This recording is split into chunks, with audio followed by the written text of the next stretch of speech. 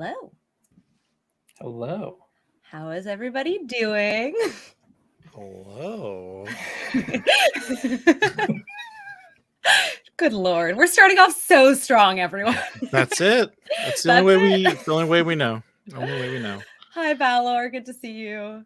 So obviously we're here with someone a little different tonight. I will hold off on having you introduce yourself, Susan, until we actually start the podcast recording. But if you want to say hi, you're more than welcome. You can talk. Hello.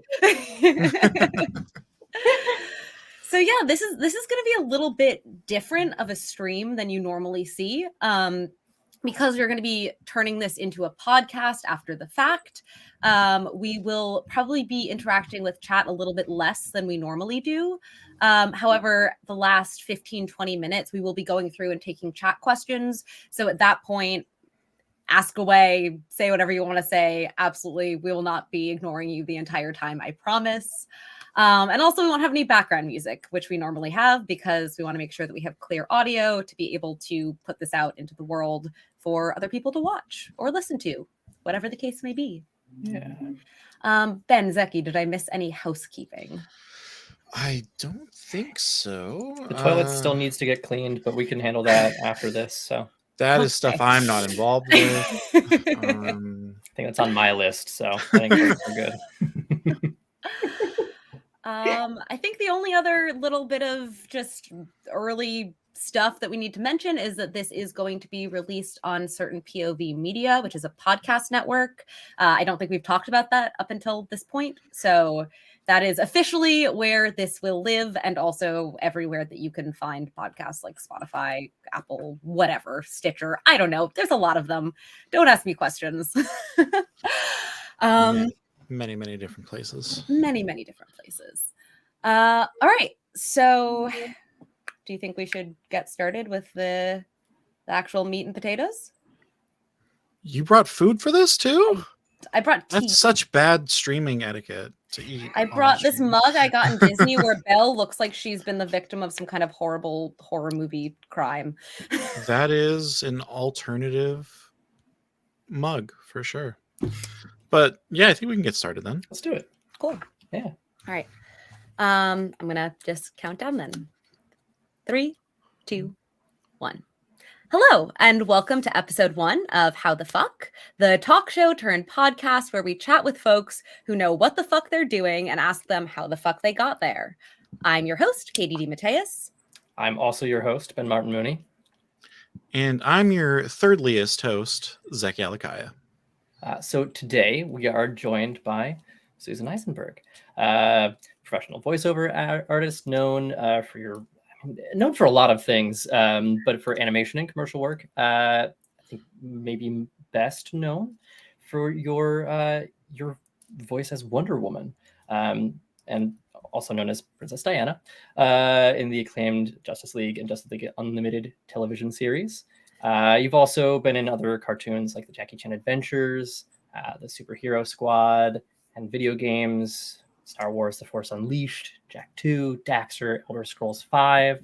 For those who don't know, that's Skyrim specifically.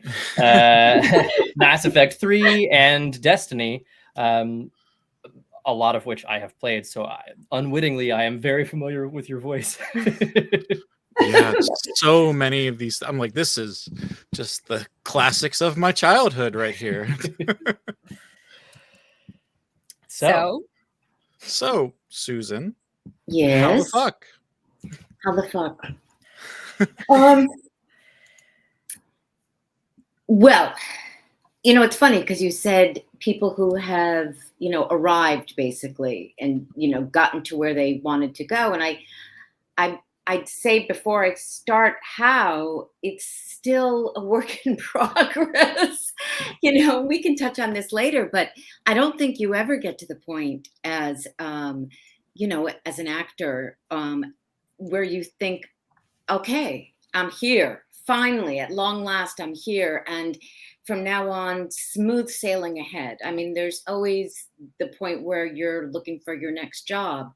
But how I got to where I am now was a dream. No, so I used to This I is used what we to came do for. advertising for my dad's business back when I was in high school. And I would do, it was for a radio program. My dad owned a department store, and I would go on the radio advertising for his business. And I was really young, I mean, 15. And so I knew at that moment in time that you could do something with your voice. And I think I tucked that away somewhere. And then when I moved out from the East Coast to Los Angeles to, try to make this all real, I'd started as an actor on camera and really soon realized that it wasn't my strength, and it wasn't something I liked. And I think if I had done it and fallen in love with it, it would have been very different, but I did it and did not like it. So then I unpacked that little morsel of, well, I can do the voice thing, because that's always been something I've managed to do, and went back and did more classes and learned how to do voiceover, and then just started saying yes to everything. Literally, do you want to do the Back to the Future ride, narrate the Back to the Future ride at Universal Studios? Do you want to narrate the Showa Foundation that's starting to happen? Do you want, just everything people said, whether it paid money, big money, small money, I said yes to. And that's, then I had a little audition for a little show called the Justice League. And then everything changed, of course. But, up until that point, it was just, saying yes to everything, getting in front of a microphone and learning my craft. Still learning my craft, actually. Yeah. I mean, I feel like that's for every creative. You never stop learning. 100%. So I'm curious. I know that you have your most prolific role, obviously, the one that everyone knows you for. But what has been your favorite thing? I don't even want to say role, because you could say, I really liked narrating the ride at Universal. But what has been your favorite gig that you have had in your whole career? It's not really a contest. It is Diana. It is Diana. It is Diana from Justice League, because the whole thing was just surreal. How long has it been? And I still pinch myself that I got that job. There was nothing about wasn't connected. I didn't, it wasn't like I had this huge resume. I had guest starred on a few animated series, but I'd never, been the lead or one of the leads. And, it was terrifying getting that job, but it was the one I learned the most from. And it was the most professionally gratifying in terms of it giving me this life where people come up to me and tell me I was a part of their childhood, and that when they read a comic book, he can hear my voice and Maria's and George's and Kevin's. That is an extraordinary gift, and I never, ever, ever take it for granted. So that's what that gave me. And I loved Jackie Chan. It was such a smart show. It was funny. It was a delight.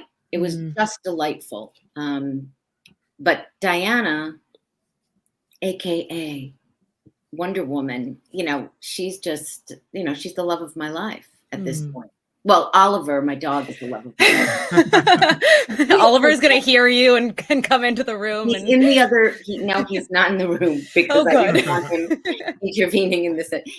But yeah, so no, Diana, Justice League. And and you do know, the people who worked on that show, the people that we got to be directed by, and Andrea Romano and Bruce Timm, who created that version of Wonder Woman, and the writers, the directors, it was like the best of the best. It's like it spoils you. I mean, you start out on Broadway. Gosh, yeah, that's a really good analogy for sure. Wow. So, Yeah. Wow. So while we're on the topic of Diana, and sort of stepping into that role as somebody who like, relatively speaking, sort of like new kid on the block in some ways. I guess this is kind of a two-part question that started as a one-part question, but then after hearing you talk about it a little bit, there's sort of like a second half. So first, was it hard to step into that role and sort of own a character that is so, so beloved? to even to folks who maybe don't identify as comic book fans. If you ask them, like, do you like Wonder Woman? No, the she's likelihood is- iconic. I mean, Yeah. people know. Yeah, she's iconic. Yep. Yeah. So I guess let's maybe start with that part. Like, was it hard to step into those boots? It wasn't hard to step into doing Diana, because it wasn't like I was asked to be Linda Carter part 2. It wasn't like it was original, so there was a drawing of her, and I was told vocally what I needed to do, and that I needed to bring, her strength and, that aspect of her, and also the aspect of her that's a princess. And those two things always had to be in play. So that I had to do. The job itself was remarkably intimidating. It was, I think I may have started to feel comfortable, like maybe the second to last session. I mean, it was a lot of heavy hitters in the room. Kevin, of course, had already done Batman the Animated Series. George was a well-known on-camera actor. Carl Lumley. I mean, hello, these people, Maria, they're all Phil Lamar, Michael Rosenbaum. Need I go on? I mean, it was just so intimidating to be in that room because, first of all, I wasn't on camera. People didn't know me like they knew so much of the other cast. And it was nerve-wracking. It was nerve-wracking. It was a lot of learning as I go. But doing that role wasn't scary because, like I said, it wasn't like I had to live up to anyone's expectation because she was new. She was new, and it was a new show. And I think people were excited that it was going to be there on television. And so, I mean, I think if I had, people had hated my version of her, then I would have known about it. But I didn't feel that pressure. I didn't feel that. Probably today I'd feel a lot more because of social media, which wasn't really an issue. That's such a good point, actually. That is a really big point. I can't even imagine, when you started out being able to sort of, I don't want to say be in a bubble because it's not a bubble, right? But you are a little bit more buffered from. It was kind of a bubble. I mean, it really was. Let's call it a bubble. You're at the studio, you're at Warner Brothers, by the way, which was at the time, at the Sherman Oaks Galleria in Sherman Oaks, California. It was at a mall. I mean, it was weird. And you are in a bubble, you're there, and then you go home, and you would do an occasional Comic-Con, but you didn't have direct interactions with the fans like you do now, which is, I think, one of the gifts of social media. I mean, that's why I will never lament it, because it has given me a conversation that I started in 2013, and I'm still in it, that conversation with the fans. So, but we didn't have any idea that it was that that 20 years later we'd be still talking about it. I mean, we just got we got exceedingly lucky by that project. Yeah. Ben, I know you had a second part to the question. I want to make sure that you can ask it. Yes. I was going to, so this was, I guess this is sort of like almost moving more into the technical realm, but like, is there something like a lesson that you learned early on in Wonder Woman that has like sort of stuck with you, or something that you've taken into everything else that you've done since? And that might be like a really broad question given how much time you spent playing her. Well, I mean, just even small things like not talking over each other. In acting, you tend to talk over each other, and that's great and it's natural. In animation, you never do that. Everything has to be edited very precisely. So you're never talking over somebody's dialogue. It has to be able to be cut. Turning pages while you're recording. There's a way to turn the page so that the mic doesn't pick up you turning the page. You all do it together if you are in sync as a group. But just like things like that. And then ADR, additional dialogue recording. So once it's to picture, because when we recorded, there was no picture, right? So when we were lucky in that there was a real budget on our show. So we got called back in to do the ADR, and we would see the picture. And it was, I have to tell you, it's, thrilling to actually see these images come to life and these scenes come to life. And learning that, the grunting, the sounds, the efforts, right? The being punched, the punching, the falling, the doing all of that, that is, it's harder than it looks. And it was, thank God for Andrea Romano, because she took me by the hand, and I think she probably in the beginning, filled in for me and did a few of those. Because, it was, I don't think I had done ADR to that degree. That was so physical. And I mean, I'd never done a superhero before. Yeah. So, so that was learning on the job. And obviously I've taken it everywhere I've ever gone. And I'd say the biggest takeaway is it's like that muscle, that using your imagination. So what does Themyscira look like? Before you see Themyscira, the image of it, you're reading about it in a script. What do these things look like? What does the watchtower look like? And I have taken that and trying to put myself in those spaces with those people in that universe. I have taken that with every video game I've ever done, because most of these video games, you will never see the final result. You have in Skyrim, Destiny, all of these games, you're just thrown into this universe and you have to make it real for yourself. And if you have a director that's terrific, he or she can paint the picture for you. But at the end of the day, it's your imagination creating it for yourself. I already have more questions just from your answer there. And cut me off, because I can get very passionate about this. And so, if any point I just go on for too long. No. This is great. I'm gonna ask one of them now and save one for later. But I am genuinely curious. Yeah. How do you save your voice when you're doing those sort of like grunts and screams and sounds that are not just talk? And even when you are talking for days on end, like that's a lot on your vocal cords. Do you have anything that you do to kind of help with that, especially when you're, screaming or yelling or doing things that are a little bit more taxing? It takes a toll. I mean, after sessions, especially for video games, which are 4-hour sessions, it takes a toll. So then you are hoarse for a couple of days after. You can drink tea and honey. There are things you can take. There are lozenges. There are throat coats, that they're in the booth for you. And there are vocal exercises you can warm up. But most of the time when it's been really arduous, I'm hoarse after. And, I've had sessions where I've said not Justice League, because, that was never that arduous, but video games have been. And I've had video game sessions where I'm like, you know what, I'm out. I'm not doing the other dragon, because you know what?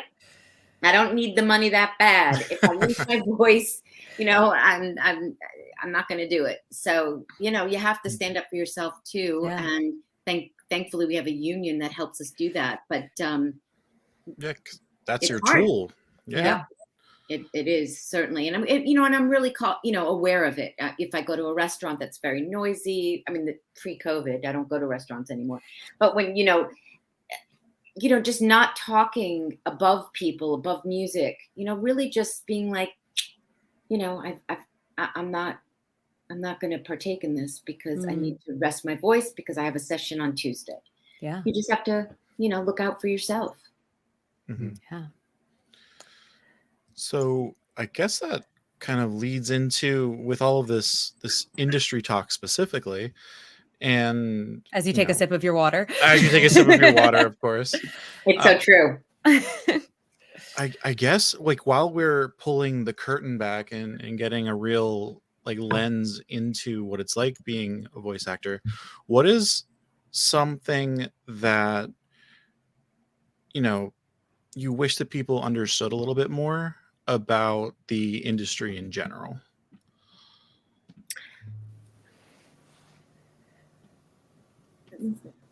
that the actor has very little power. Mm. You know, people always ask me, am I going to be in this, or am I going to be that, or am I going to voice this character in this project? I have no say in that. No say whatsoever. If I did, my career would have been very different. There are certainly projects that I would have loved to have done, but I didn't get the, never mind the job, but I didn't even get a chance to audition for it. So I think that that's probably the biggest thing, and that it's still, we're all hustling.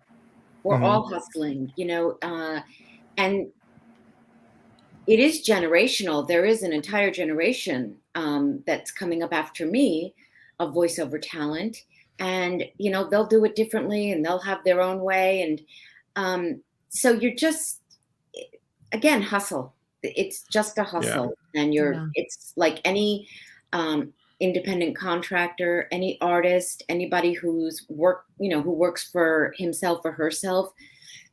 You always have to get the next job. I mean, yes, if you're at a certain level and you do 1,400 different voices. I mean, you can go from being the raccoon to the queen, but I've never been a raccoon. That's not, it's never, that's never been my thing.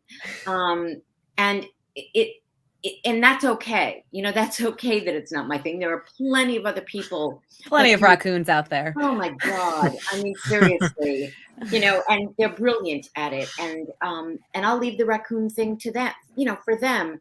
So yeah, I mean, I just think that at my level, it's never been, easy.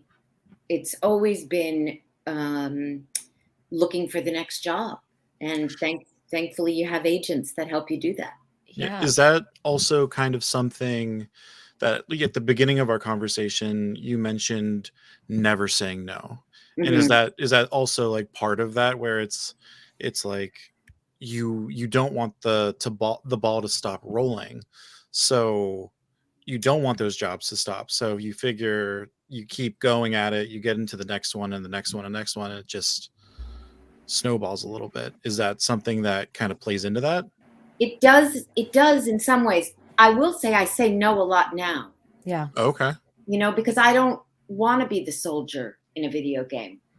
If the character doesn't have a name, I'm not interested in that at this stage. It's video games are notoriously not lucrative unless, it's something where, you're in the game a lot, you're doing a lot of sessions, and you're also getting more than scale. Scale for a video game is very little money, and it's a lot of work, and it's a lot of vocal work. So you have to really want it. So I don't say yes as much as I used to.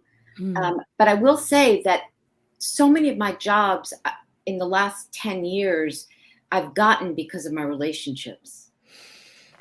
It's not so much the auditioning as it was in the beginning. Now it's because so many people I came up with are successful. They're writing video games. They were fans of the Justice League, and now they're writing movies, animated features, that kind of thing. Yeah. Okay. It's never, you're never going to be as popular as a big celebrity will be. There's, voiceover actors, and then there's celebrity voiceover actors. And it's a big difference. Big, huge. I feel like that kind of dovetails a little bit into what we were chatting about before we went live, which is I think that people have a conception about what it means to be a successful VO actor and how that means, you never have to worry about work again. Like, you were freaking Wonder Woman. Like, of course, just things are going to fall into your lap all the time because that's such a well-known character from such a beloved series. And I know, coming from a household with a creative parent, that is not the case. But like, I would love to hear you sort of talk a little bit about what that's like for you and what your experience is, finding work and how there are ups and downs and that sort of thing. Oh, there for sure. And I don't think anyone would ever tell you there aren't ups and downs, and there aren't huge successes. And then, times where you're just like, God, it's been a long time since I've worked. whew, you know. I mean, we're lucky because during COVID, we were able to work from home. You know, I just had to figure out how to set everything up, and I had to figure out how to record myself and edit myself. So didn't know all of that before COVID, know it now. So have a different skill set, which is a good thing. But yeah, oh my God. I mean, I use the word hustle. That's what it is. I mean, at my level, yes, people do know me, and I think, yes, they do know me. But, there are a lot of exceedingly talented people out there. And you have to feel like you bring something that's unique to the table. And sometimes that belief system can wane. You can lose confidence, especially if you're not working. It's very hard to feel puff, when you haven't been in a studio in a while. So you have to just keep yourself going and keep yourself believing that you deserve a place at that table. You've earned a place at that table, and don't take yourself out of the game. Just keep plugging away, which is what I've had to do. I mean, if I were running the show, we would have had a Justice League reunion 10 years ago. That's been something I've been asking for forever. Hashtag JL reunion. Everyone get it trending. Let's go. Come on. Twitter's not that broken yet. How we've never been reunited since the show ended. I'll never, ever, ever. That's understand. wild. I didn't even know that. I just kind of assumed that because it was Never. such a big hit that there would have been something. Never. Yeah, even on Young Justice, it wasn't the full group of people ever. You mean the remake? I mean the continuation of Young Justice. Yeah, the continuation. Yeah. But I was so happy for those fans because they got that. I was envious, and I was so overjoyed because they did it, and that is a tough boulder to push up that mountain. I mean, God bless them. God bless them. Anyway, so that's I mean, I hope I answered your question. It's just it's just constantly looking for work, and some jobs come easily, and they're like such a gift because the person, and the creator said, hey, I've wanted to work with you for a long time. Come work with me on this. And then other times you're just like, God, how do I get a job in this town? It's tough. It's tough. Your dad knows. Yeah, I know. And and I he's an established, extraordinary writer, and it's hard.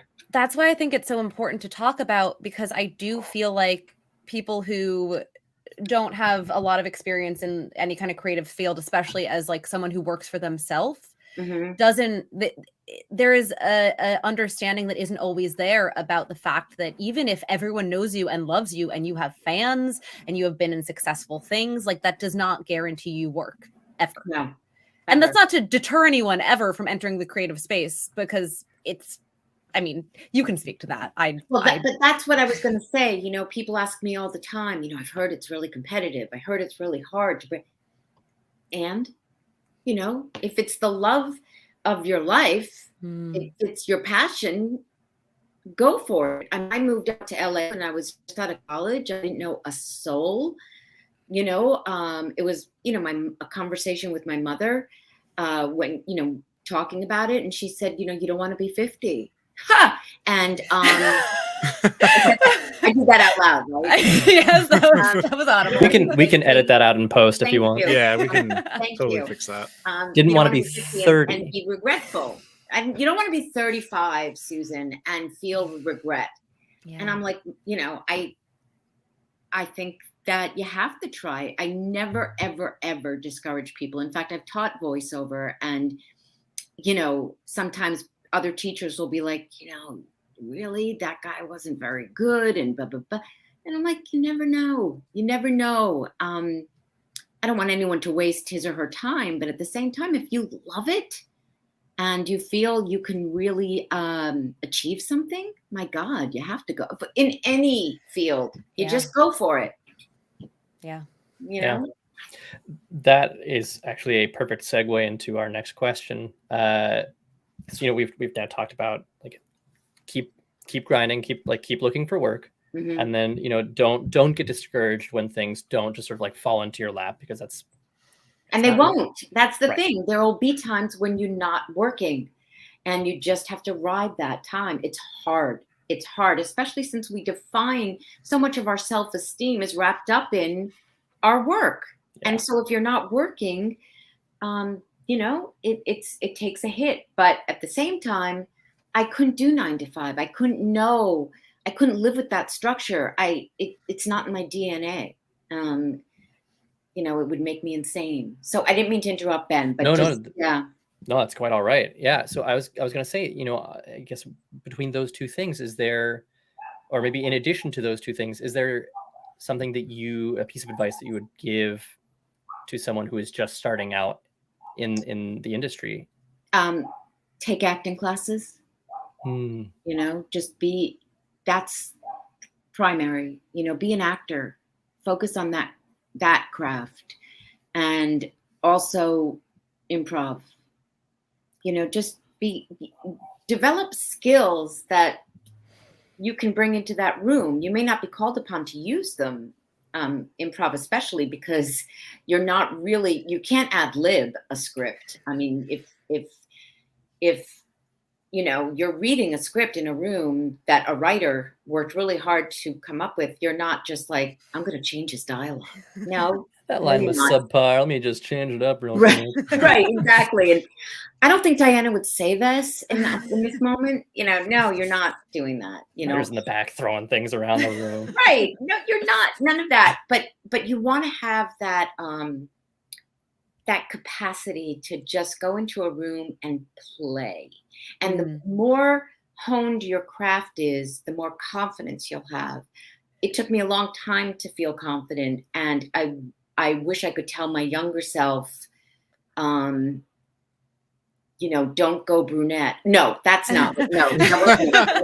Hold on. Tell my younger self, you're doing good.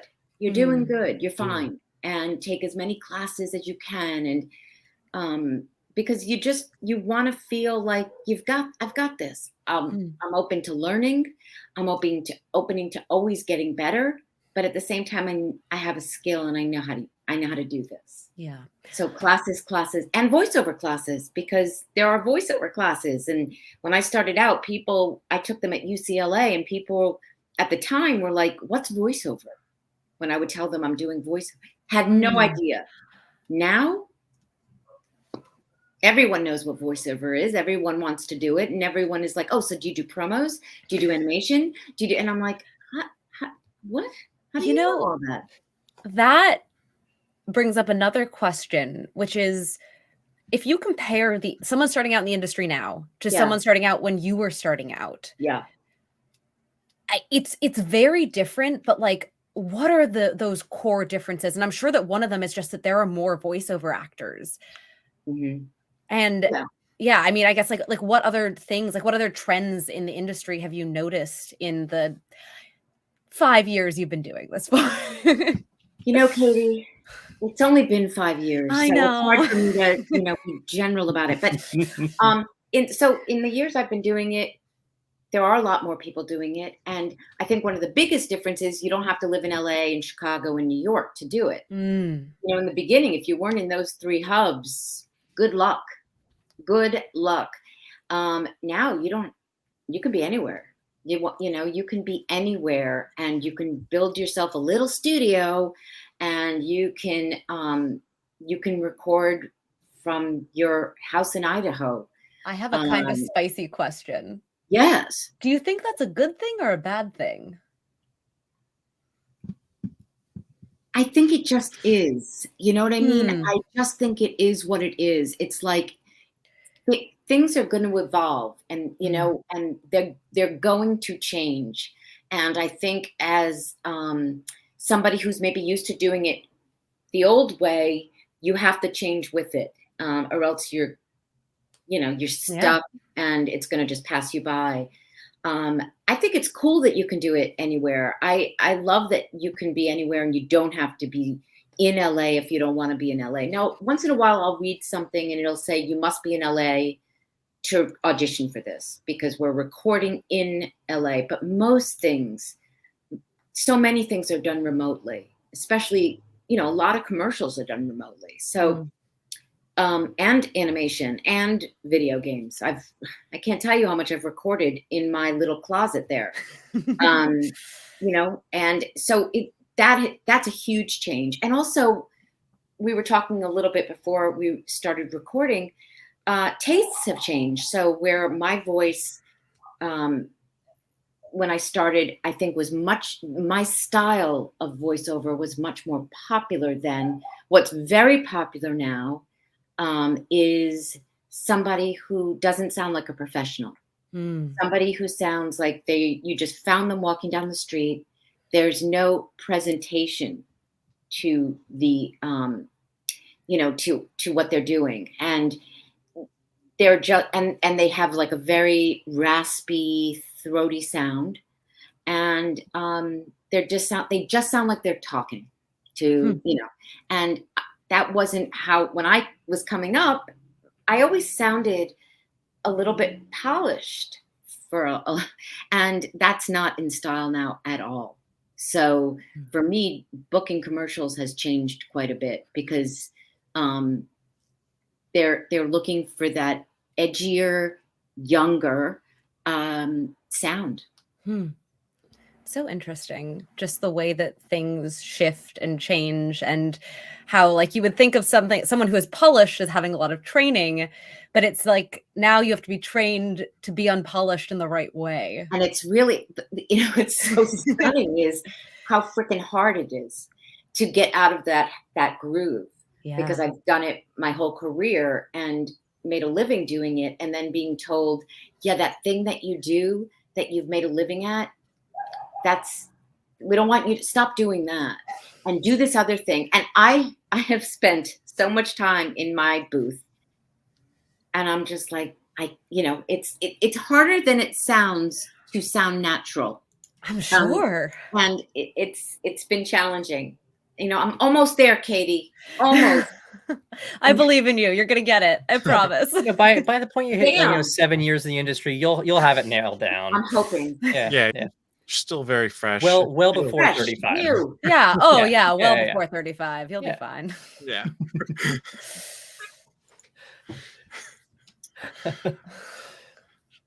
I had a question about like having, what you thought were some of the most important traits here, but I think we've like really talked about a lot of it, not purposely through this question, Right. but you've mentioned, having the curiosity to keep learning and being fluid enough to be open to different styles and different mediums that you're working in, And adapt and to them. adapt, and the adaptability, like being able to evolve and change. Is there any other secret ingredient to the secret sauce that brings that success in this field? Or like, I feel like just talking through all these other questions in this conversation, we've really kind of painted a picture about what it takes to be successful. And especially with that other question that I'd asked with like, being able to just keep rolling with it and keep looking and stuff like that. Is there anything else that you would be able to kind of add on top of that to make Besides luck, because we know luck's a factor. Yeah, and there's definitely like right time, right place. That's always a thing. It's huge. I mean, yeah. I would say there is no secret sauce. And I would say that's it. We're all just trying.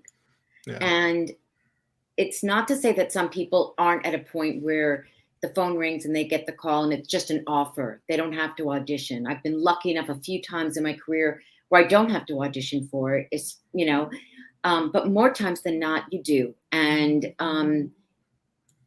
I think you just, somebody said, what are you most proud of?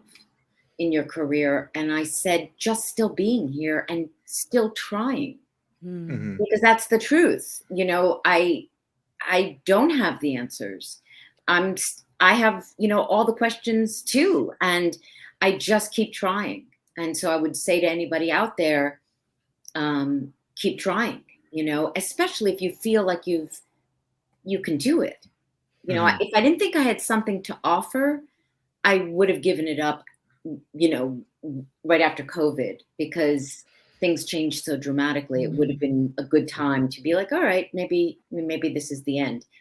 But I still feel like I have something to bring to the table. I still want to do it. I still get giddy when I'm in front of a mic and I get like it's a fresh script and I have to break it down and, you know, make it come off the page. That still thrills me. But I don't think there's a secret sauce except, you know, being, you know, just being diligent and showing up. Yeah. That's I mean, awesome. I think that that's really the case for everything in Right. any kind of creative field, and even in non-creative fields. You know, it's about constantly being like, I'm not going to give up on this thing. I'm going to Right. take the classes and go to the auditions. And I mean, I don't know if you said this, but being able to handle rejection, I think, Yeah. is It's also hard. a piece. Yeah. Hard. But Mhm. the thing with voiceover is, you know, you're not told you're not pretty enough. You're too fat. You're not, you know, you're too skinny. You're too short. You know, you're not told any of that. You're not told anything, by the way. You know, with You don't on get any feedback? no, Wow. never, Wow. never. Hmm. Mm-mm. Oh, Ben doesn't like that at all. And I was by, just and by yeah. the way, you know, the great thing about it's like online, it's like dating. It's like you you just keep going because there's like all these auditions coming in. So it's like next, next, next, next. Thankfully, you know, you without that, it would really be very difficult. But you just keep moving, and Wow. once in a while there'll be something I'm like, wow, I really thought I got that. I really thought, but most of the time, you know, and then you hear it on television and sometimes you're like, wow, she is phenomenal, no wonder she got it. Mwah, well done. And then other times you're like, yikes, What? Who did what they know? Like, what Wow. relationship did they have? what you know, it's like really, it's, you Whose know, daughter is that? right, it's weird. It's weird that she got that job, so you just never know.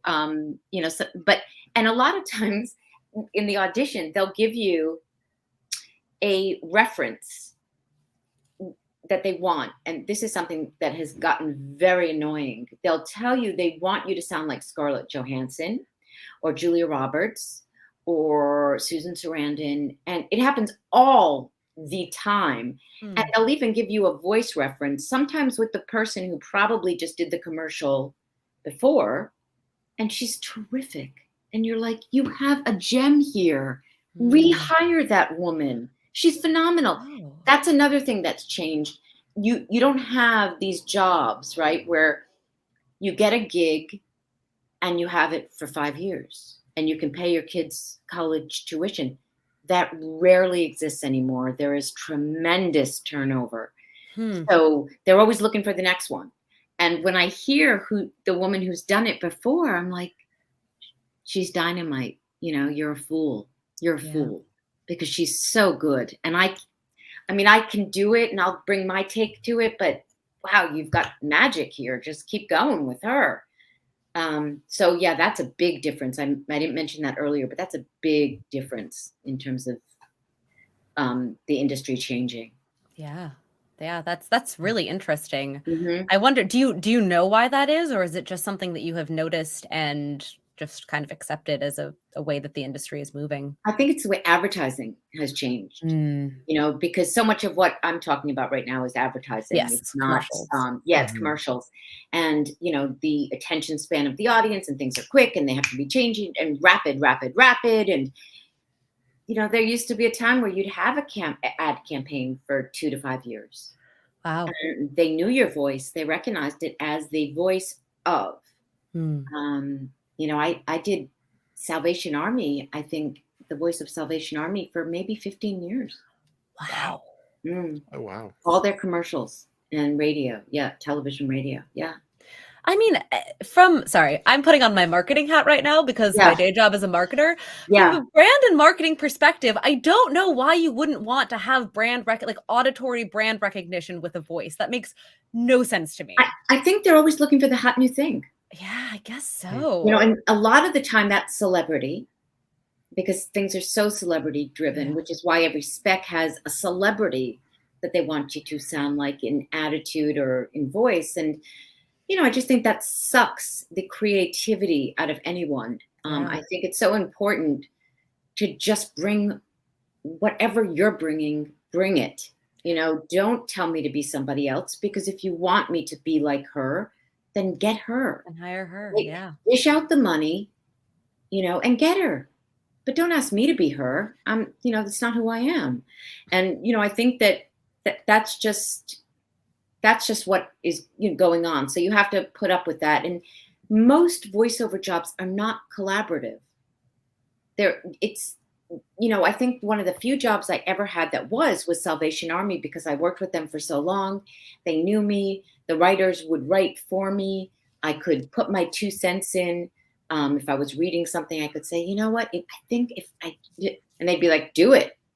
But most stuff, Justice League, not collaborative. I mean, commercials, not collaborative. It's not you and the writer and the director and you're all working in together.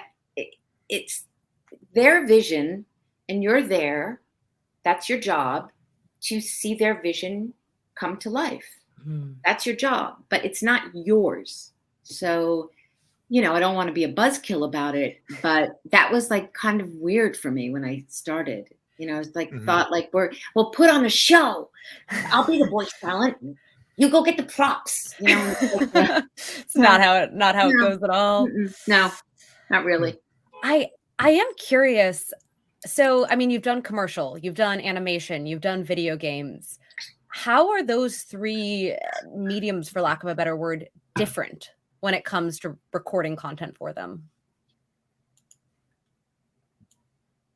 Well, commercial, you know, you're not there for that long. I mean, you know, you go in and if you're lucky, you know, you bang it out and you nail it, you know, within a few takes, and it's great.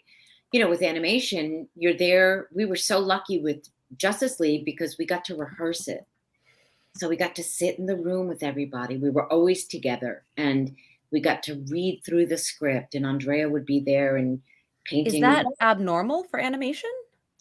I don't think it's abnormal, but I don't think casts aren't together anymore like they used to be. I mean, I did Masters of the Universe with Kevin Smith, and I recorded everything from my closet. Wow. I think the first 2 sessions I did in studio, and then the rest of that season, and you know, I did it in my closet. And you know, it's weird. It's weird. So you don't have the camaraderie. So that, and then video games, you're by yourself, and it's lonely. You know, you're not with the other castmates. You're alone in a booth, and oftentimes you're seeing the script for the first time on that day. It's like my God. Oh, wow. I mean, not all the time. And certainly if it's a Wonder Woman project, I get, you know, I see it. And, but a lot of times, you know, there's not much, you're not seeing it that much in advance. And it's basically, you know, it's a cold reading almost. It's like it goes up on the screen and you're reading it. And, you know, it's, you have to be good under pressure. Especially if it's a big game and there's, you know, they're like, let's go, let's knock this out, let's go. And, you know, it's a 4-hour session. And, you know, if it's a big game, your chances are you're there for the whole time. You know, they're just so different, but they're all thrilling. If you know, if it's a good director, good project, good people you're working with, a good ad team. And I've had, you know, a few of those that you just feel like, how lucky am I that this is the way I make money? It's just brilliant. It's just brilliant. You know, you just feel so damn fortunate that you get to do it. That's awesome. That's very, very cool. So this question was explicitly about auditions, but I'm kind of curious because you're talking about how the recording sessions for different media are different lengths. Like if you're doing it for a video game, you might be there for 4 hours, whereas if it's something else, it might be shorter, maybe longer, whatever. So this is another two-part. I'm sorry.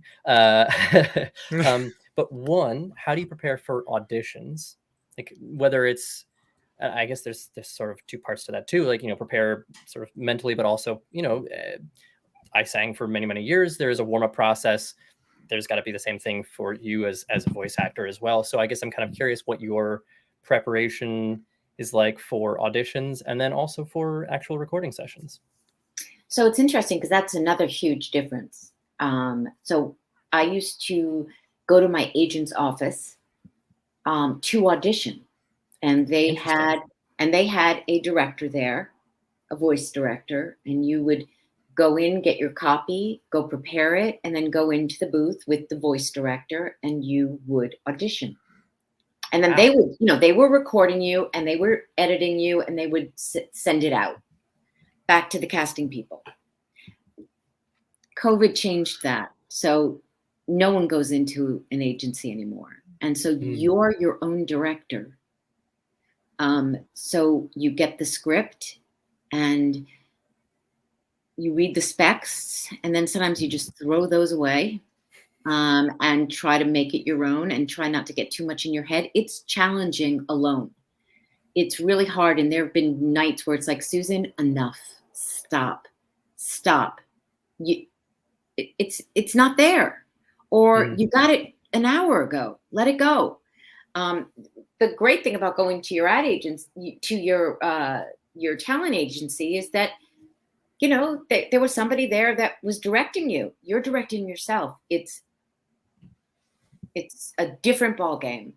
But, you just approach it like, you look at it, you try to give them what they're asking, and then you try to make it your own, and you try to sound like you're just natural. Which is why I'm in there for 2 hours. Damn it. I'm going to sound natural if it kills me. Yeah, that's especially, I think, having somebody else there to be like, hey, that was great. You did an excellent job. No, and you don't get feedback. So it's hard. It's hard. And you have to choose your takes. You have to choose, like, do I like this take? Do I want to do this take?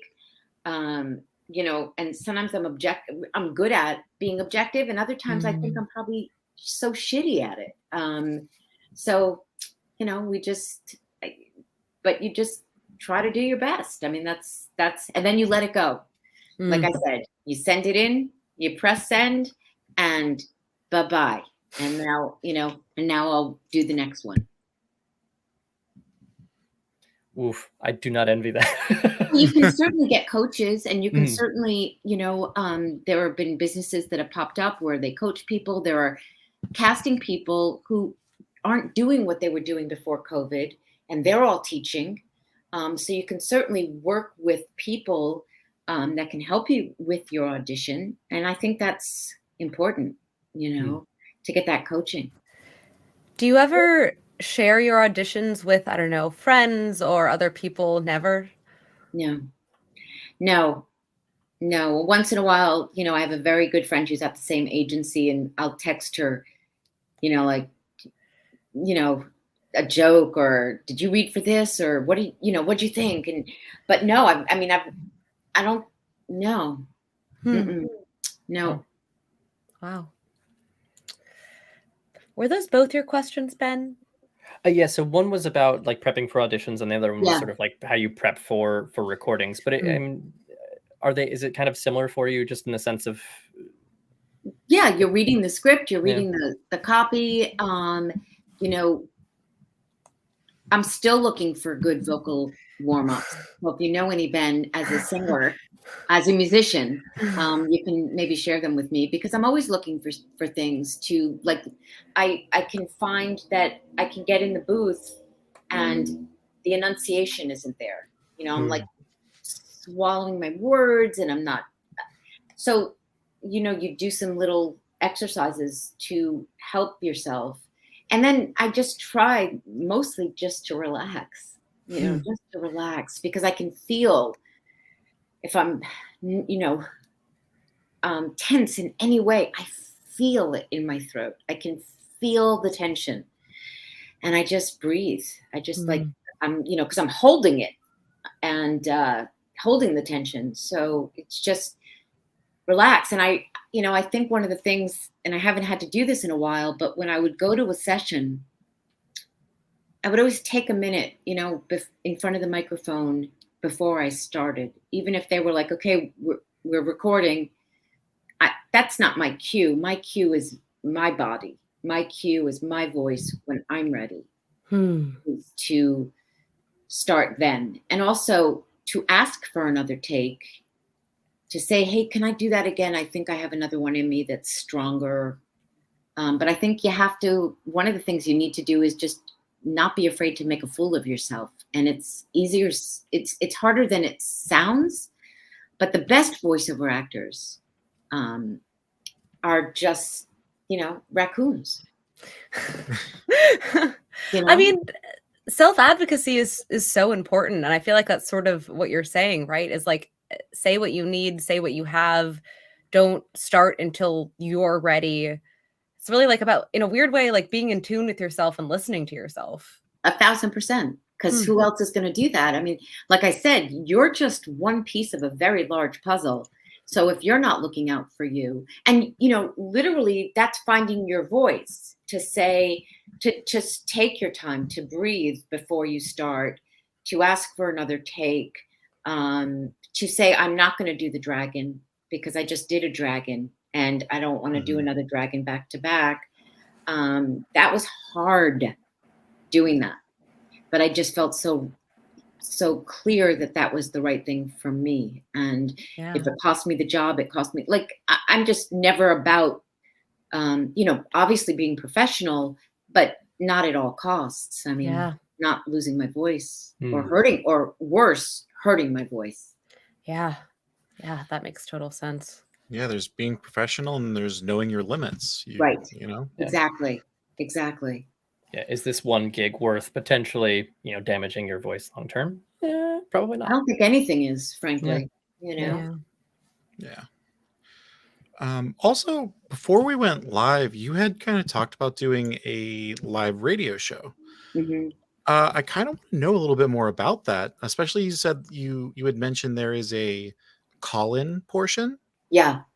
So I was a guest on it. My friend James Enstel, who does Geek to Me Radio on social media, and he's a good friend. He has a Sunday night radio program, and maybe your dad even has been a guest on it. I bet probably. He has. And it's so great because I joke with James that I'm like his co-host at this point because I've done it so many times. Because I love it, and we take live call-in.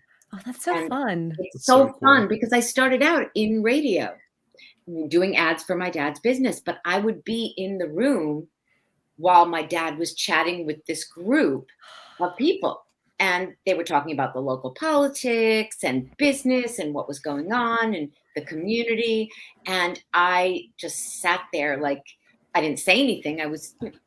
But I loved it. It made such an impression on my young mind and in my young heart that it has stayed with me to this day. And so radio is such a joy. And for a long time, I was part of a group of performers that we would get together and do these old, I don't know if you're familiar with Suspense, but they were. Oh yeah. My father is my father. I grew up on radio dramas. I listened to Jack Benny. I listened to everything. Yeah.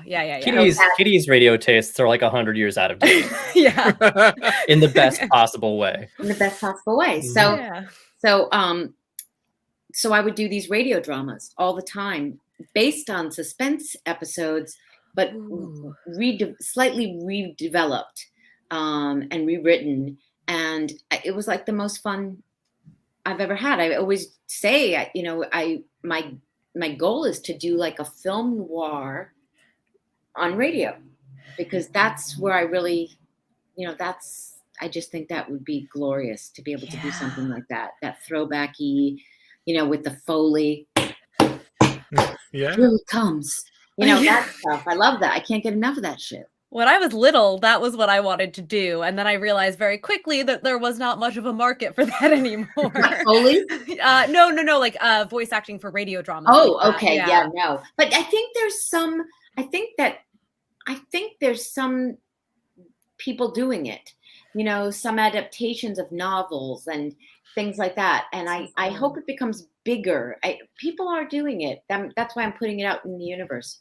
Right here on your show. I Well, I'll also put it out in the universe. If you're doing any radio dramas, I'd love to be considered. Yeah. Good girl. Good girl. Yeah. What audio? I listen to a lot of audiobooks, and one of my favorites is Gaiman's American Gods. And I think that is mostly because it is a fully casted audiobook. Yes. Yeah. And it makes a huge difference. Audiobooks are a different, that's also part of the voiceover world. It's very different than we haven't talked about it. I don't do them. I've done one, and it was. Oh no. Oh no. Oh no. I've never done one, and it was Star Trek Discovery. Okay. It was about 850 pages. That's a lot. Of names, like in the Star Trek, and I'm not a sci-fi gal. My partner Mark is a sci-fi guy, so he tried to help me, but it was It's tough. I imagine just going there. I feel like that's like going into the freezer. Like that's not just coming in cold. That's like that's going into the freezer, not coming in cold. Like, I love that. Yeah, that's so true. It was going into the freezer. I'm going to steal that. And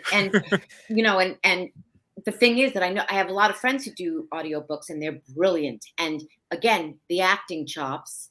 George Newbern, actually, Superman does a lot of audiobooks, a lot, and he plays all the characters. He'll be Superman does a lot of audiobooks is not a sentence I thought that I would hear. No, Superman does a lot of audiobooks. He's not just a journalist. No.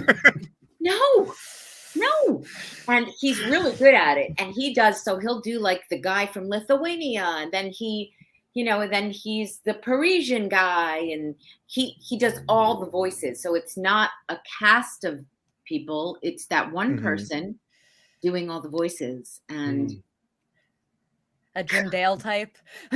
so tremendous. That is a whole other skill set to be able to do that. And you're by yourself, 6 hours a day. It's tough to break into. It's like loop groups. Loop groups are just like the best job in town, and good luck trying to get one. Yeah. Yeah. I was going to ask about audiobooks because, like I mentioned, I listened to a lot of them. So I was wondering, I'm like, is that something that you had experience with? So I'm glad we got to cover that. Yeah, and it's not lucrative, and it's a lot of work. And I think for people who do it regularly, they've managed to carve out a really good living for themselves. But it's a toughie. It's a toughie. Yeah, I feel like that one is especially loaded with some luck, because you could end up like, you do a novel for an author, and it's their first novel, and all of a sudden it becomes like a bestseller, and now they want you to come back. Like one of my favorite actors for this is James Marsters of Buffy fame. He does all of the Dresden File books, and there's over 17 of them, including like 2 short story compendiums, and he has read all of them except for one, which was like a weird Amazon thing. I don't know, but like Amazon the company, or Amazon like the mascara? That's a good clarifying question. That's a good clarifying question. Amazon the company, they ended up making the author Jim Butcher do the audio for it. I like that you said making, as if for a fact he really didn't want to do it. It was against his will. That's a huge, but one of the things beyond the luck, it's a tremendous skill set to be able to do that, and to have clarity of speech. Mm. to speak so distinctly, and to hold an audience with your voice through an entire book. There are a couple audiobooks I remember from being a kid that I loved reading and I loved books. And the voice actors were so boring that I couldn't Yeah. listen. Yeah, I would I turn don't it like. off. I know it's going to sound like blasphemous, but I don't like audiobooks because I need the page. I need to read it myself. I think they're brilliant if you're, going somewhere. My sister is constantly listening to them, but it's not my jam, kids. I'm like a podcast junkie, and I do Me a fair too. amount of driving too. for my job. Yeah. So it eventually formed into I'm running out of podcasts. Okay. What is some other long form audio that I can listen Now to? that I understand. Yeah. Understand. Although I don't know how you ran out of podcasts because it seems like there are. What? So many. Hello. Maybe ran out of podcasts that are worth listening to. Yes. Yeah. Yes. Yeah, that There- was there Not are bad a lot. VO. There are some podcasts out there, and you're like, oh my God, kill me. I cannot Yeah. listen to this person talk. I mean, it might be very interesting what they're saying, but they do not have a voice for podcast. They have a voice for silent films, as I like to say. Oh, wow. Wow, Katie. It's like saying you have a face for radio. Come on, I'm not the first person to say that. Smash cut to Susan listening to one of our other episodes down the line going, nope, that's the last one I ever listened to. That's it. I do kind of want to take, I don't want to say a sharp detour, but maybe like a soft left turn. And I'm curious. Shut up, Ben. I see your face. I see what you're thinking. No, but I'm curious when you, and this is true of animation, but I think that this is probably especially true of video games. You are entering into very often with the way that the industry is now, a world that is super rich, but that is not necessarily easy to just be like, oh, okay, I'm gonna like read a book and then I'll kind of get the background. It's really embedded in playing the game, and a lot of times there are little Easter eggs and there are like full Wikipedia sites devoted to just lore for those worlds. How do you tackle that? Is it sort of that you just kind of have to put a lot of that aside and go in with what you know about the character? Or do you try to educate yourself on the little minutia of these worlds that have, in many cases, existed for 10 years, 15 years, however long it's been? I think a little background is obviously, context is important. Yeah. I don't get bogged down in it because I don't know, you have to contextualize it. You have to know what the history of your character is, or the universe you're in and what's been going on. You don't want to fly blind. I mean, that's just silly. But at the same time, I don't get too bogged down in it either, because as long as my imagination's turned on and I'm given some information that I can utilize, I'll make it happen. That's my job. Do you ever play through any of the games as research? I don't. I'm not a gamer. In fact, we have this thing where my nephews are, so they, they've played a lot of the games I've done. We had this thing, I forget what Injustice. It was Injustice, I think. And they were like, hey, we're going to do a live show on Facebook with all of you. And I'm like, well, I'm not a gamer. No, you don't have to be a gamer. Blah, blah, blah. And we get there and they're like handing me the controller. Oh no. And I was like, and of course I was with Phil, and Phil knew what to do. Phil is like the only legit, Phil was the only person in the room who like actually knew what we were saying, because he's a comic book guy and a cartoon guy. But it would probably behoove me to be a fan of that, but I think it's not your thing. It's not my thing. I mean, I am so devoted to soap operas and daytime television. Like I love them so much. I can't tell you. You were gonna say love of your life again, and now we're on number 3. And then I realized it was my third time. I think I've gone months, maybe even years, without saying that expression. And then I've said it 3 times here. But yeah, it would probably be good for me to play the game. You could watch playthroughs. You don't I have to do. actually. I do that. I watch Okay. playthroughs, and I have done that many, many times. And it's interesting because there's a rhythm, like with Destiny.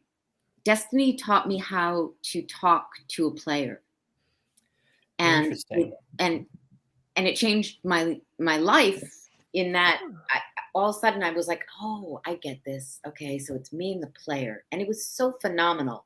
So that there's a rhythm to it, and I dig it, and that's what I've like clung to when I've done every other video game. Yeah, it's just cool. It's just cool because I'm always thinking of the player and me talking to the player. You might not be able to put it into words, but what does that look like? Like, what is that rhythm that you learned from Destiny? It's just an attitude, Hmm. and it's a speech pattern. So I'm I wish sorry. I I don't mean to stump you. no, I don't feel stuck. I wish I could do it for you, but I can't think of a line to do it with. But it's just like you're imagining you're talking to this person who happens to be the player, and it just feels intimate, and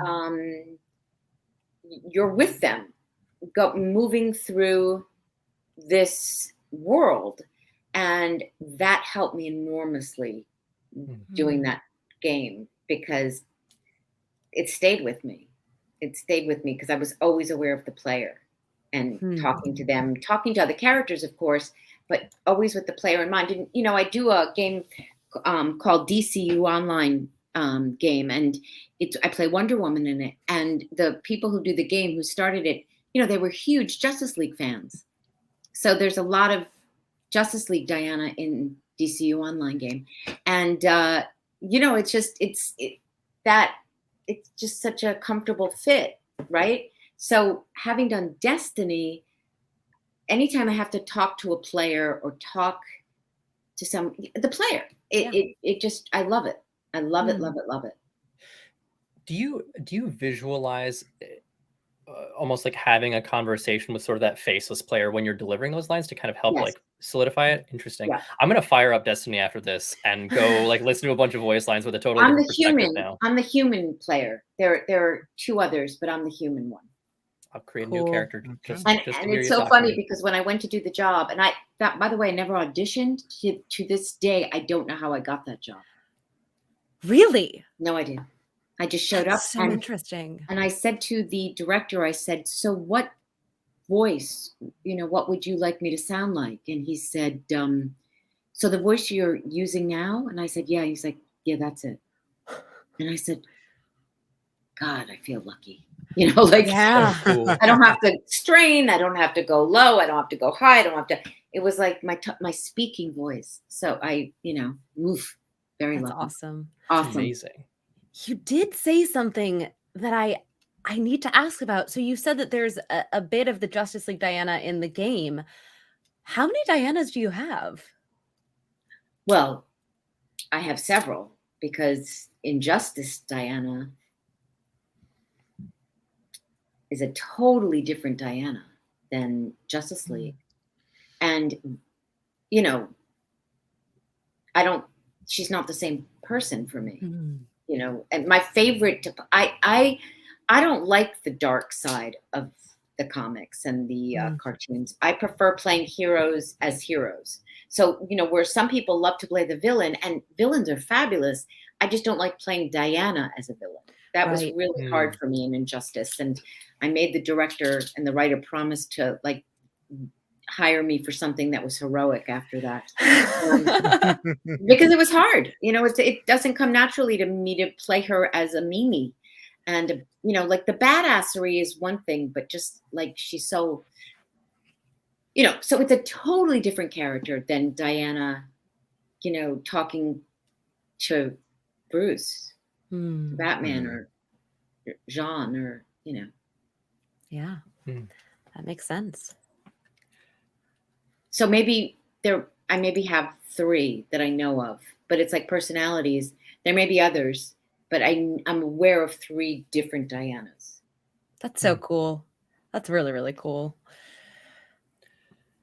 I guess this brings us to our last Written fully question. scripted question. Not So really chat, scripted. start typing. We're gonna get to you Scripted. next. I've been taking notes as we've been going along. What is your dream project? I'd like to do a podcast. Nailed it. Oh, yes. Check it off the list, baby. Let's go. You know, I think, you know, I would love to do the audio drama. I would love to, you know, with an ensemble that we work together and we do all these different characters. That would be joyful to be able to do that. And, you know, you're playing and I love that era. You know, I love the 40s and 50s. I love film noir and, you know, the drama of it all. And I would love to do something like that. And I put it out on Twitter the other day, you know, that I would love to do it because there's some celebrities doing a couple of projects. Cool. And, you know, it's, I know a lot of people at my level who would love to do that stuff. So that's what I want to focus on. And also I just would love, you know, doing something that feels collaborative. You know, that's something I'd love to do. I'd love to be part of something that you feel like your voice is part of something that makes a difference and that is, you know, you're on the team. Yeah. In a real way. Yeah. So I'm looking and putting it out there to people. So, you know, who knows? Yeah, right? 2023, baby. It's your year. The year of audio drama making a comeback. It would be sweet. It would be sweet. I'd love it. Very You know, much. radio programs. I just love that stuff. You know, Me live. too. Right. So Katie, so maybe it's time for us to create something. Let's do it. I'm ready. I'm ready too. I'm definitely ready. Let's get Yeah. scripting.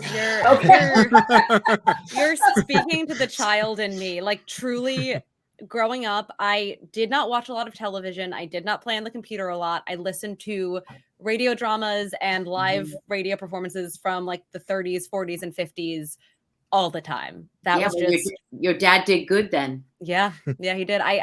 He jokes that Cody and I are the only 2 people under like 70 that know who Jack Benny is. You know, it's funny because I think some of us are just older souls in that way. I remember my first concert, and you may not know these people, but it was Steve Lawrence and Edie Gourmet, Steve and Edie, and they were my first concert. And my parents took me, and I was, you know, 11, I think, and Mom and Dad were just like, "Who are you?" You know, because none of my family gave, you know, like. They would just look at me and I would be listening to Sinatra, you know, at such a young age, watching Johnny Carson at such a young age, being up late, sneaking in. So, you know, I just think some of us are older souls with that stuff. And, you know, you either are exposed to it from a parent or you find it, you figure it out, you find it on your own. Yeah. Mm-hmm. I totally agree with that. I was going to say, I have like a sort of an extra little thing I want to throw in there because you mentioned like film noir and such. And so I was going to ask so let's say you have the opportunity, but they haven't picked necessarily a setting or a genre within that scope. Like, is there like a specific genre? Like, do you want to do, you know, like truly, you know, like I don't know. The one that comes to mind for me when I think of you know, film noir was like, you know, private detective, you know, that sort of thing. Like, is there a maybe it's a trope or maybe it's a fully a setting or a genre that you would really love for it to be, even beyond just a radio drama? Oh yeah, the mystery, the you know, the blackmail. Oh, you had me at blackmail. I mean, yes, love blackmail. You know, murder. You know, it was murder. You know, any of that stuff, you know, just that dark, twisted, you know, drama.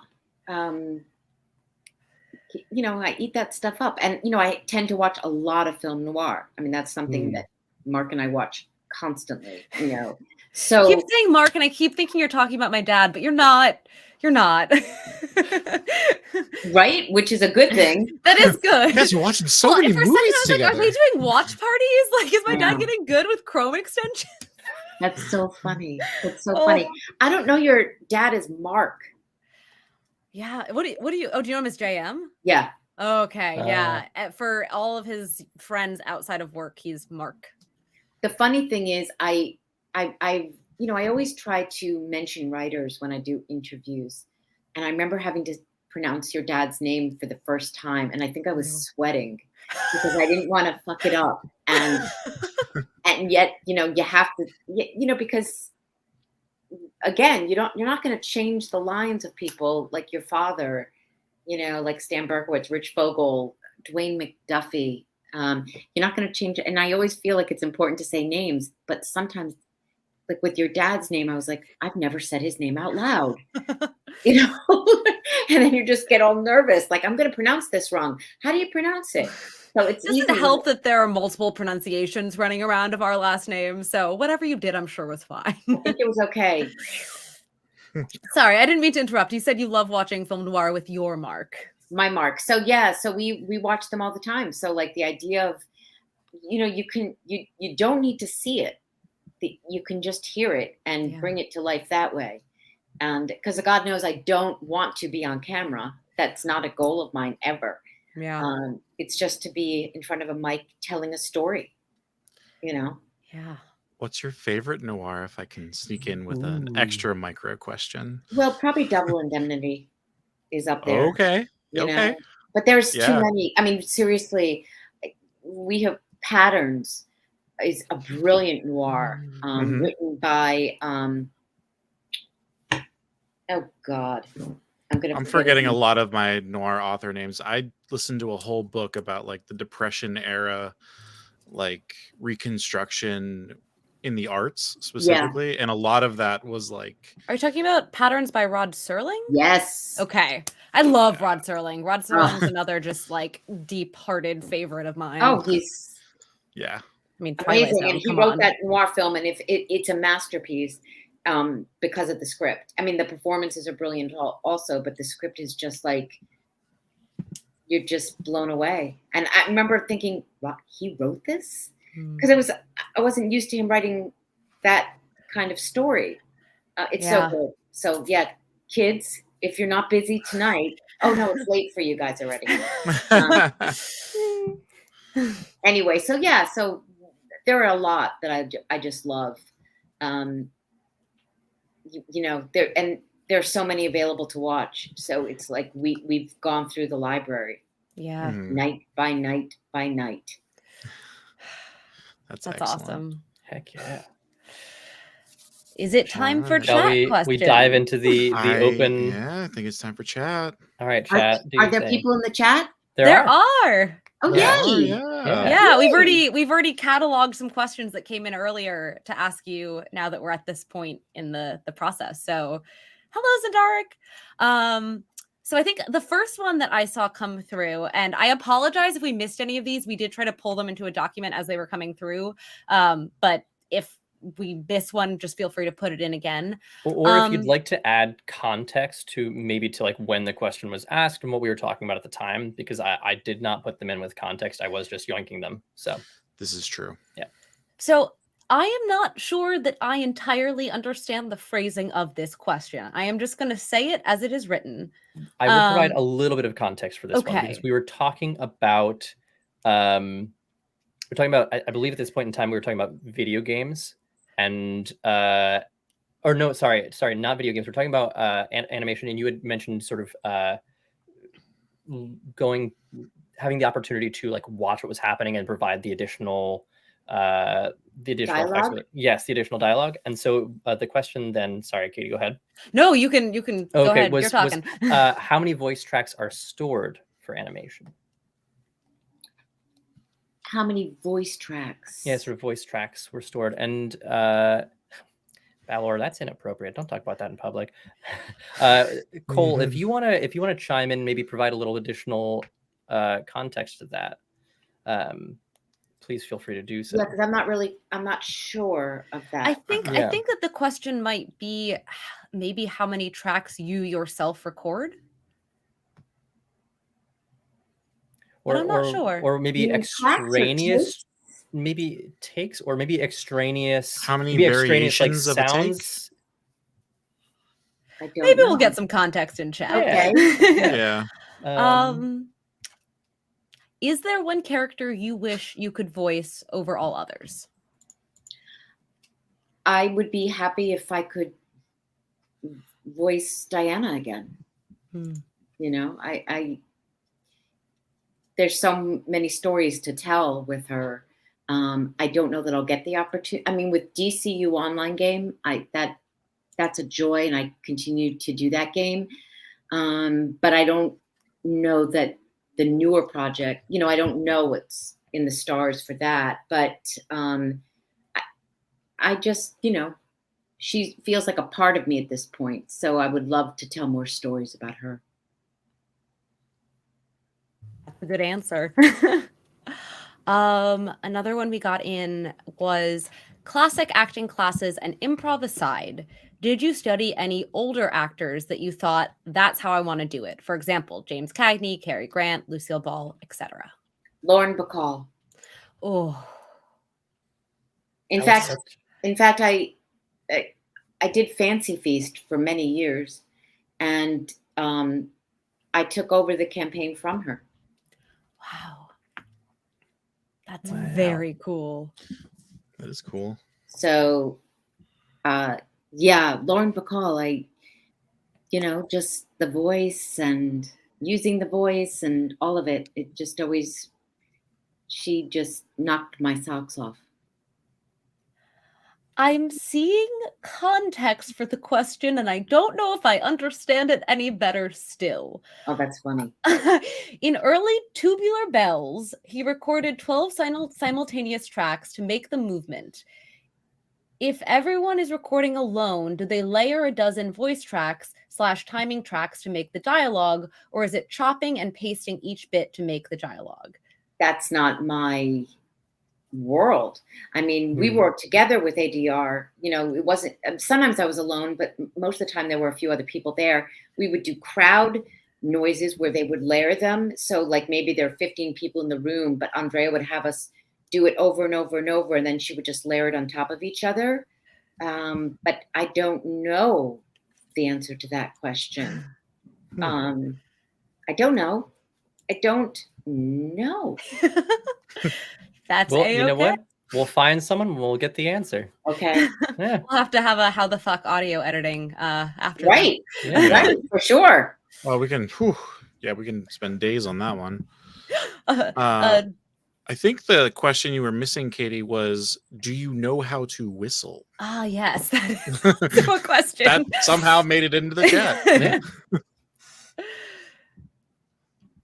Is that serious? That's I serious think so. I have no other context for it. I have no other context either. But Susan, can you whistle? Can you But whistle? that's the funny thing is because I said Lauren Bacall and that famous line, you know how to whistle, you know, you know how to whistle, Steve. You just put your lips together and blow. Oh, I think Well, maybe that's what that was. I have a feeling that's what it is. Probably, yeah. A classic Lauren Bacall line. Yeah, okay. So there we are. Good. Yep. There was a slight latency with what with people are when we seeing said and how it we're and- talking. So Yeah.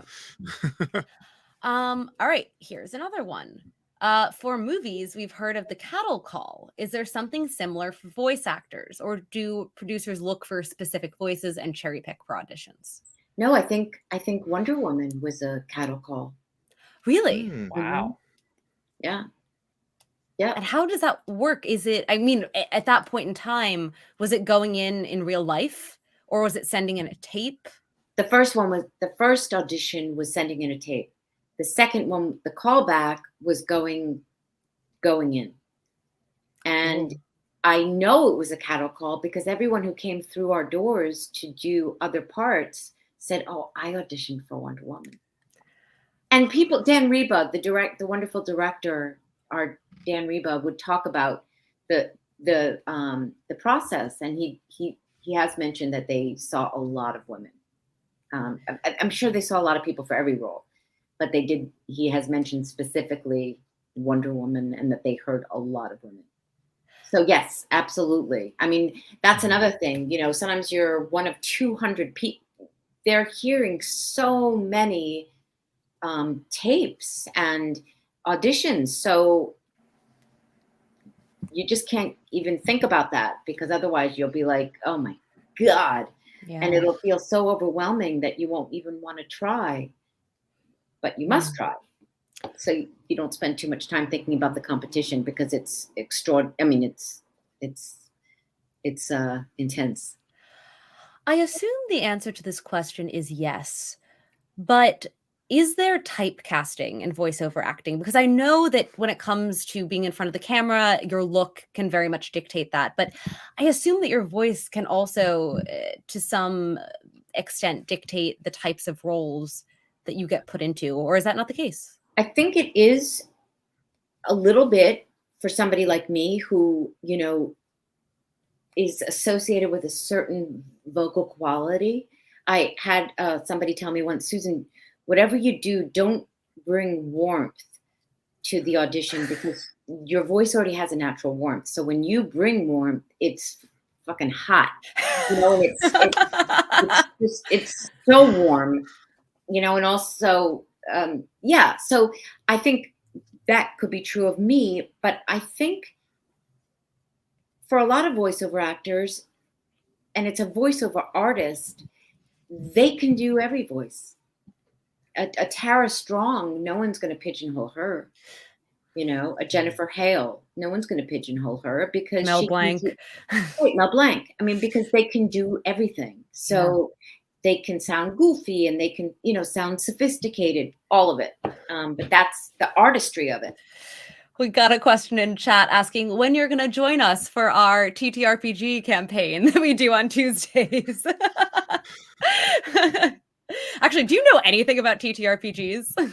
A little bit, but not, that it's not my world. Yeah. Mm-hmm. Yeah, absolutely. So that's what you do on Tuesdays? Yeah, we do. We're currently playing Dungeons and Dragons, and we're actually switching over to Pathfinder, which is a different system. We take more of, I would say, like the audio drama approach to TTRPGs, and we really have characters that we play. This shouldn't be a pitch for Mitra in the middle of your episode, but we're building out a world, and we're building out these characters, and we're using sort of TTRPGs as the structure for that role play. Okay, so is that like what the Critical Role people? Yes. Similar, yes, Yeah. very similar. Okay, so do you dress up too? Actually, one of our players just did this past Tuesday. Yep. Omar, who plays a very large furry beast of a character, bugbear, who is also like a Shakespearean actor, as Katie just said. Yeah. He had like a suit on and had a blue wig with this beautiful hair, and then a blue beard as well. And I could not believe that he was not just itching his face the entire 2.5 hours or whatever that we. But the Critical Role people dress up, right? Some of the time, not all Sometimes. the time. Yeah. Okay. Yeah. Okay. Yeah. And they do. I mean, they do. Their like intro. They're like dressed up as their character, and it's. But then they also will cosplay when they go to cons and that sort of thing. Right, because it kind of exploded, if I'm not mistaken. It did. Yes. It did. Yeah. Yeah. Okay. Yeah, I know a lot of the people who do that. Yeah. So, yeah. Well, if you ever do decide you want to try it out, you are welcome to guest at any point in time. In a but very no low pressure. pressure environment. Yeah, zero pressure. Yeah, and we'll make it super easy. So. All right. Well, I'll keep that in mind, because it's always it's important to push the boundaries a little bit and try new things. Truly, from the bottom of my heart, no pressure at all. Yeah. Yeah, I'm having a heart attack considering that. It's fine, Ben. Yeah. It's fine. It's fine. And then chat's making fun of me for looking like Waluigi because of my mustache, which is a bit, guys. It's a bit. You're mean. Well, I feel like we were getting very off track Yes. from where we started. Chat, do you have any more questions before we sort of wrap this up? And I guess Ben and Zeki as well. Do you guys have any more questions that have come up just, over the last 10, 15 minutes? I think, What's your favorite color, says Zendarik. oh, yeah. I don't have a favorite. I have several favorites. What are they? Orange, yellow, green. Orange, yellow, and green. Very nice. Nice earth tones. I like that. I think Zendark is freaking out in the chat because you said orange first, which is also both of our favorite colors. Oh, okay. I had an orange Subaru for a long while, so definitely one like of my a bright favorite. orange. Yeah, it was the Subaru Crosstrek, so they made it in that sunshine orange for yes. Okay, I remember it. Yeah. Yep. And you had one of those. I did, yeah. So you're like committed. You're a committed orange fan. I am a committed orange fan. Not a question, but a comment in chat that I actually do think is a wonderful way to wrap this up. Thank you, Miss Eisenberg, for this session and for being an epic Wonder Woman and a fantastic voice actress. Well, who said that? Cole_Drake. That's their screen name. Cole_Drake. Thank you. That's lovely to hear. Thank you. And with that, I guess it's time for us to wrap. Susan, where can people find you if they want to follow you on social media, if they want to take a look at some of the work that you've done in the past? Katie, they can find me at Susan Eisenberg 1 on Twitter and Instagram. I'm on a bunch of stuff now because, there are all these other platforms. So I joined all of them, but I don't use any of them because it's like repeating myself in 7 places. Like, it feels a little ridiculous. Yeah. I don't have the time. And then I have a website, SusanEisenbergVoice.com. Awesome. Where there's some orange in that, if anyone wants to check that out. And that has like my upcoming cons and where I'll be and any cons upcoming you want to plug? Yeah, so I have one coming up at the end of the month in Orlando, March 30th, and then I'll be doing another one at the end of April, but it hasn't been announced yet. But I will be going to New Jersey, I believe in June. Okay. So if you check out I'm going to be posting them, so I'll let people know. Awesome. And with that, Ben and Zeki, we had a conversation earlier this evening that we don't have a sign off yet. So with that, we say, how the fuck do you sign off from a podcast? Yeah. We don't know. We're figuring that out. See you next month. And until then, stay weird. I don't know. Thank you guys for inviting me. I was really touched. It was really touching. So thank you for having me on. Thank you for Thank you for joining us for our first episode. This was so cool. This was so much fun. Yeah, this was amazing. And thank you, chat, for being willing to just stay in the corner for the first hour and 15 minutes and then coming in hot with the questions at the end. We appreciate you as well. Thank you. Yeah, for sure. All right. So take care and we'll see everyone soon. Bye. Bye, everybody. Bye.